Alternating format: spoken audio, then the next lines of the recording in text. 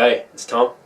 And these are the top 5 reasons why I've decided to delete my Facebook account, which is something that I've been umming and ahhing over for quite a while, but now I've made the decision and it's final. And these are the 5 reasons that when I thought about it and I wrote them down, I was like, yeah, these definitely are the reasons that have convinced me to delete it. So I'm just going to share those with you. Number 1, procrastination. For me, this is arguably the biggest reason that I'm doing this. I'm at a stage in my life now and I'm getting really kind of interested in doing things and improving myself and going after a kind of life that I know that I desire, and that I've realised is not just going to fall in my lap. I've been guilty of just expectancy in the past, of just assuming that life is going to happen to me. Now, I've started to wake up to the idea that you need to take responsibility to achieve those things and to go after the goals or whatever it is. And one of the biggest things that gets in the way is obviously procrastinating on doing the things you know you should be doing. And there's a heck of a lot of stuff out there that makes it procrastinating so easy. But Facebook is definitely one of the bigger things, and I'm not a massive Facebook user in terms that I'm on it all the time. But I've noticed that I seem to go through periods where I can leave it alone for a while, but then I end up kind of going back on it and then spending a lot of time on it. And recently I found myself spending a lot more time on it again, and it's just made me realise that I just get pretty much next to nothing done when I'm regularly checking Facebook, because I think it's not just looking at Facebook on its own that's the issue. I think it actually starts to create more issues that I'm going to address in the next couple of points. But the first one, procrastination. Reason number 2 is it destroys people's social skills. I've definitely noticed in myself that the more time you seem to spend on social networks or on the internet in general, talking to people online, you just don't seem to put as much effort into real interactions with people in the real world. And I worked as a tour guide in Australia last summer, and one of the things that amazed me was I spent quite a lot of time obviously in backpacker hostels with the groups I was with, and and also just in general, the other travellers, especially the younger travellers. It just amazed me how in the evenings, or when people are kind of in the so-called social rooms or around the kitchen and stuff, most people were just sat around the table or sat in the corner just on their phones, just updating their statuses or checking back with people at home. They might have travelled halfway across the world, but instead of kind of making an effort to go and meet other travellers or to meet new people, it was just on Facebook talking to their friends back home. And it just amazed me, because I'm not that old, but I remember when me and a friend went backpacking around Europe a few years ago, back when I was about 20. And my most favourite memories from that trip were not the places that we visited or the sights that we saw, and we saw some pretty stunning places and stayed at some beautiful places. But my most favourite memories of that trip are the people I met and the people that we interacted with from all over the world, and I'm still in touch with some of them now.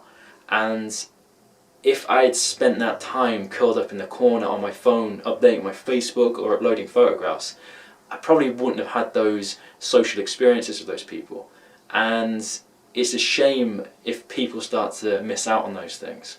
So, I would like to be someone who can get back into just being really good socially with people, and not contribute to the growing separation of people socially by being another person who stands at the bus stop or whatever staring down at their phone. Reason number 3 is that it's been shown in studies that Facebook and excessive use of Facebook can cause stress, anxiety, and even depression. Now, the reasons for this, I personally think, are that Facebook fosters this kind of environment of comparing yourself to other people, and comparing your life to other people, because the whole kind of ethos behind Facebook is presenting your life to others, to other people to see. And it's, you know, there's Facebook are always adding things for you to do this, like what is it, the not the life review, or maybe they will have a life review, but my yearly review. So you know, you post this little video and it shows your year in review, and it's an irony because I've heard people talk about Facebook being a virtual highlight reel of your life. So you only see the good things. Or you only post the good things about your life, and then you only see the good things from other people's life. So it only paints this picture that everyone is living this fantastic life, and you've got to try and keep up with other people's amazing lives, where anything that's actually mundane or boring or everyday about people's lives will not be talked about and will not be posted, which means anything that could be related as your inner problems or your anxieties or issues that you might have that you want to deal with, you'll never talk about that on Facebook. Well, actually no, some people do, but you know, it's trying to gauge, you know, a reaction from people, like feel sympathy for me or whatever. But it's funny that Facebook introduced this year review, because that year review literally is a highlight reel of your year. So it's kind of, Facebook's kind of become this almost like a parody of itself in the things that you can now use on Facebook to, you know, make your life look that amazing and look all these cool things I'm doing. Right, it's freezing. This is why I've got a shawl on, because I'm in my shed and it's actually pretty damn cold. Reason number 4 is it can actually change your brain's chemistry. So this is kind of related to reason number 3 and how it can make people feel anxious or even depressed. But it can change your brain's chemistry, because the reason why Facebook is so addicting and why you can't kind of almost help but log on and check it, you know, multiple times a day, and then you realise that pretty much everyone else is also on it multiple times a day, is it actually hijacks your brain's reward circuitry. So your brain and your body has this inbuilt reward circuitry, this system where it rewards you with a hit of dopamine, which is your body's kind of feel-good chemical. It's like your own drug, and it is really addicting. Now, it's there for evolutionary reasons. It's the reason like why we enjoy eating food, and why we enjoy having sex and reproducing. So it's there to make us kind of feel the need to go out and do those things to survive as a race. But the thing is, it can't differentiate between going out and getting food to survive, but between the feel-good feeling you get when you see someone's left a notification or liked a post on Facebook. So it hijacks their circuitry and it constantly gives you little hits of dopamine. That's why you keep on refreshing it to check the news feed to see if there's something new there, because, oh, what could it be? It could be something interesting, it could be an amazing article, it could be a real funny video.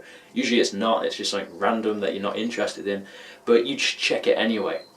And what this does, it starts to condition your brain and your neurons and everything to form these pathways where you're kind of getting constantly hooked on your own dopamine and your own rewards circuitry, and this is what makes it addicting. And it's been proven again, and I mean, you don't even have to read studies about this, just experiment yourself with how you feel like you almost can't get off Facebook, or how you find it. Just try and go a week with no Facebook and realise actually how hard it is. You know, even if you don't think you're addicted to it, just try it. Also notice how this constant need for stimulation and for novelty makes it extremely hard to concentrate and to focus as well as maybe you used to be able to. One thing I've noticed is if I'm using Facebook regularly and then I want to read something, and this isn't just Facebook, this is kind of the internet in general, but if I want to read a book after I spent some time on the computer, I find that even just trying to get through a chapter of a book is hard work. Like, I'll be reading down a page and halfway through my mind's off somewhere else and it's pulling me to do something. Like, I need another distraction to kind of fill my attention, and that's not really kind of, I don't like that feeling of not being in control of my own kind of impulses and feeling like a slave to my mind, wanting to always have stimulation and constant distraction. And Facebook is definitely one of the major causes of that kind of scatterbrain feeling. Alright, last but not least, and reason number 5 why I am quitting Facebook is remembering all the things that I used to do pre-Facebook or pre-MySpace or pre-Bebo. I mean, this whole social network thing goes back pretty far now. It's just remembering all the things I used to do and I used to fill my spare time with, and all the hobbies I used to have that I've neglected. I used to love drawing. I used to be pretty good at drawing. I remember when I was in primary school, like one of my ambitions was to become an artist. But since the internet came around, I've barely picked up a pencil and done any drawing. And it's a shame because it's a kind of a skill that I've kind of lost in a way, and I need to try and get back and start doing that again. Same goes with painting and reading great books. I've recently been able to get back into reading great books, and I've forgotten how awesome books are, not just non-fiction books, but really good fiction books as well, you know, great stories and stuff. And the less time I spend on websites like Facebook, like I say, your concentration improves and you feel like you can kind of slow down and enjoy those more simple things in life again without constantly needing distraction or some new stimulus. And going outside, no, I do go outside quite a lot. I'm pretty active, but there must be people who spend a hell of a lot of time inside, and it is easy when you spend so much time in front of screens. But just getting outside, getting back into the real world, meeting your friends more often in person and meeting your real friends instead of trying to impress the 300 odd friends that you have who, let's be honest, most of them are people you maybe met once at some party or something. You know, life should be lived in reality, and I think one of the biggest things that prevents people from leaving Facebook is this sense that you're going to miss out.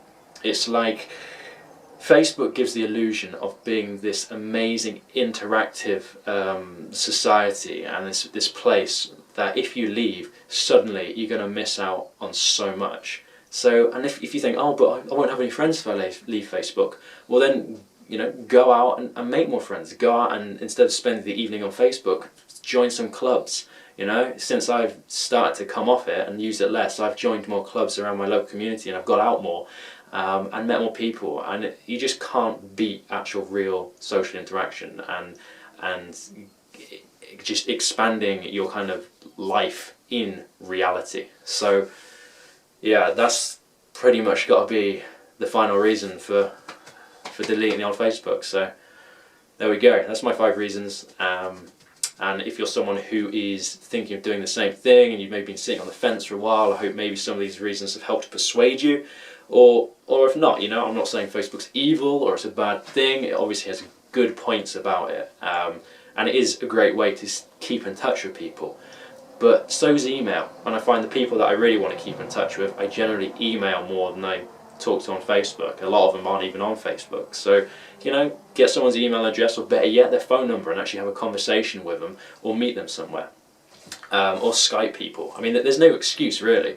You can still stay in contact with people, but without this kind of need of constructing this magical online life to, you know, present to people. Live your life, experience your life, because you've only going to experience the one you're having, and that's it. So yeah, there we go. What I'm going to do is, because now I'm going to take Facebook out of my life, I'm going to spend more time actually trying to create things, and that's going to include putting more videos on YouTube. I'm not going to completely replace my Facebook with YouTube, that would be a bit pointless, replacing one thing with the other. But at least it's a way where you can actually interact with the community through creating things rather than just sharing links or posting statuses or whatever. But in about 30 days, I think I'll give it a month, that'll probably be enough time to really look to see if there's been any kind of results or changes in my lifestyle of what it's like to live without Facebook after, 10 years of living with it. I'll make a video and just detail what it's like now. So if you're interested in that, hit subscribe and keep an eye out for that. So yeah, bye bye Facebook. Sorry Zuckerberg, you lost me, man. You lost me.